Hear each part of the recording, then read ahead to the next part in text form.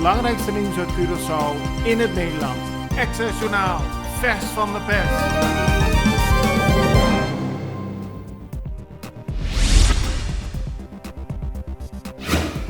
Gisteren heeft het parlement van Curaçao weer gesproken over de wet normering topinkomens. Verschillende directeuren van overheids-NV's hebben aangegeven waarom volgens hen de wet geen goed idee is. Jacqueline Jansen van Corinde gaf aan dat wat haar betreft de wet kan leiden tot demotivatie onder het personeel. Vanuit DCA-NSP, mevrouw Albertus Verboom, gaf aan dat het moeilijk wordt om gekwalificeerd personeel aan te trekken als de wet dadelijk wordt aangenomen. De politie moest gisteren ingrijpen bij een ruzie tussen twee Chinezen bij een huis aan de Winston Churchillweg. De ruzie vond plaats tussen een oom en zijn neef en liep zo uit de hand dat de oom met een machette zijn neef probeerde te mishandelen. Uiteindelijk is de 42-jarige oom opgepakt. Na Colectra, nós toma tempo para servir ora com mais de comunibo. Llámanos centro de cliente na telefone 0800-035 de Jaluna para Jabierne voor die setor de mente te cu setor de noche para turno serviço nang of patrão cita. Se você tracita para Chasabra, também por hora. Por escolher para trabocita, riba aqualectra.com e aproveitar a mesura, pone o documento na cerca para visita cerca nós vai mais fácil. Sim, Aqualectra, seu centro de cliente, está claro para servir na momento que você come abo.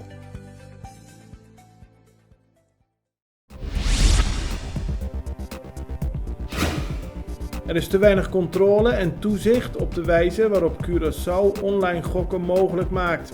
Vooral de wijze waarop vergunningen worden afgegeven is niet transparant. Dat heeft minister van Rechtsbescherming Frank Weerwind gezegd in reactie op vragen vanuit het Nederlandse parlement. Volgens hem is de wijze waarop Curaçao momenteel online gokken mogelijk maakt reden tot serieuze zorg van Nederland, aldus Weerwind.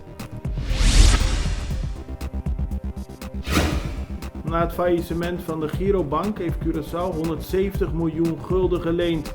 Dat geld moet worden terugbetaald en de eerste betaling van iets meer dan 11 miljoen gulden is ruim op tijd verricht. Giro, dat nu vertegenwoordigd wordt door Giro Settlement Holding, heeft het geld op tijd overgemaakt, zo meldt de krant vandaag. Er zijn grote problemen en uitdagingen in de gezondheidszorg, maar elke keer als het parlement vraagt om met de minister hierover te vergaderen, zegt de minister dat ze geen tijd heeft. Dat zegt Anna-Maria Pauletta van de partij PAR. Volgens haar functioneert de huidige minister van Gezondheid, Dorothy Peters-Janga, niet en moet er iets aan gedaan worden. Ze doet een oproep aan de minister om actiever betrokken te zijn bij haar ministerschap. In hoger beroep heeft de rechtbank gisteren de celstraf van 24 jaar voor de 34-jarige D. Merced bevestigd. Hij kreeg die straf opgelegd in eerste aanleg en dus nu ook in hoger beroep. Het gaat om de moord die gepleegd is op 8 april 2018 op Michael Mercera, beter bekend als Corso Grandi. Merced zou ook verantwoordelijk zijn voor de dood van Jurensly Martina op de weg naar Westpunt op dezelfde dag. Volgens de rechter is er geen reden om de straf lager uit te laten vallen. Studenten van de CDC en UDC op Curaçao werden gisteren in het zonnetje gezet. Ze hebben een diploma gehaald en dat was reden tot feest. Veel champagne, confetti en blije gezichten, zowel bij de studenten als hun ouders.